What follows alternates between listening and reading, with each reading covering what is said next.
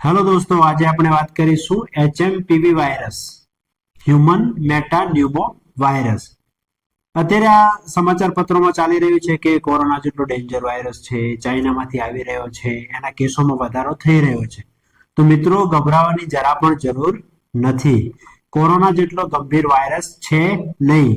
અને એના કેસો શરૂઆતમાં 6 કે 7 કેસો અત્યાર સુધીમાં ગુજરાત અને કેરાલામાં નોંધાયા છે. ગભરાવાની કોઈ જરૂર નથી. પહેલા પણ આ વાયરસના કેસો ગુજરાતની અંદર નોંધાઈ ચૂક્યા છે અને એનો સૌપ્રથમ કેસ નેધરલેન્ડમાં 2001માં જોવા મળ્યો હતો. તો વાયરસ શું છે? આરએનએ વાયરસ છે. ઇન્ફ્લુએન્ઝા વાયરસની જે ફેમિલી છે એમાંથી આવે છે.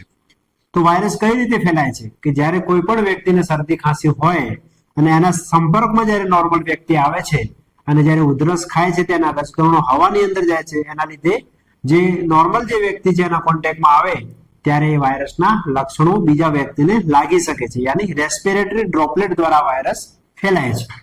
હવે લક્ષણો શું શું હોઈ શકે? શરદી, ખાંસી, તાવ, શરીરે કળતર થાય, ભૂખ ન લાગે.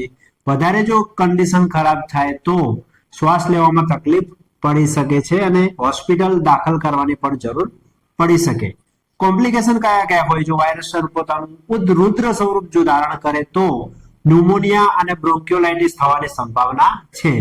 આ વાયરસ કોને ઇન્ફેક્ટેડ થઈ શકે, યાની જલ્દી કોને ચેપ લાગે? 14 વર્ષથી નાના બાળકો, જે વૃદ્ધો અને ઇમ્યુનો કોમ્પ્રોમાઇઝ પેશન્ટ, એટલે કે જેને કોઈ પણ પ્રકારની કેન્સરની દવા ચાલતી હોય કે કોઈ પણ પ્રકારની લાંબા ગાળા ડાયાબિટીસ, બીપી, એ લોકો જે દર્દી હોય જેની ઇમ્યુનિટી કોમ્પ્રોમાઇઝ થયેલી હોય એને આ વાયરસનો ચેપ જલ્દી લાગી શકે છે.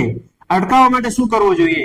તો કશું કરવાનું નથી. હાથ વ્યવસ્થિત ધોવાના, હેન્ડ વોશ પ્રોપરલી કરો, માસ્ક પહેરવાનું રાખો અને જ્યારે તમને ખાંસી આવે છે ત્યારે મોઢા આગળ રૂમાલ રાખો. પુષ્કળ પ્રમાણમાં પાણી પીવો અને વિટામિન સી યુક્ત ખોરાક ખાવાનું રાખો.